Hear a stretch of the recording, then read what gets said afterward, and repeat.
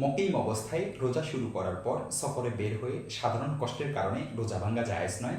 তবে কখনো রোজা রাখা যদি অস্বাভাবিক কষ্টের কারণ হয়ে যায় এবং ফানাহার না করলে অসুস্থ হওয়ার প্রবল আশঙ্কা থাকে, তখন রোজা ভাঙ্গা জায়েজ। এই হুকুমটি সকল রোজাদারের জন্য প্রযোজ্য। বিশিষ্ট তাবেঈ হযরত হাসান বসরি রহমতুল্লাহি আলাইহি বলেন, যখন রমজান মাসে কোনো ব্যক্তি রোজা রাখে অতঃপর সফরের ইচ্ছায় বের হয়, তবে সে যেন ওই দিন রোজা না ভাঙ্গে।